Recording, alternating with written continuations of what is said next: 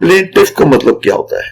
Plaintiff, लफ्ज plaintiff का लफ्जी मतलब है मुद्दई, मुकदमा करने वाला। जैसे हमने पहले देखा था डिफेंडेंट वो था जिस शख्स के ऊपर मुकदमा हुआ हो, तो प्लेंटिफ होता है मुकदमा करने वाला, यानी कि जो कोई दावा करने वाला शख्स होता है या मुद्दई जिसे कहते हैं वो होता है plaintiff.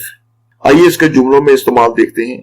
The plaintiff is very confident that he will win this case in the court. मुद्दई बहुत ज्यादा पुरएतमाद है कि वो अदालत के अंदर ये मुकदमा जीत जाएगा। The lawyers briefed the plaintiff about the possible questions the judge may ask from him.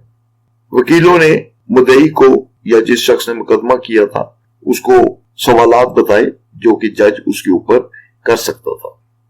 It took 7 long years for the old plaintiff to get relief from the court.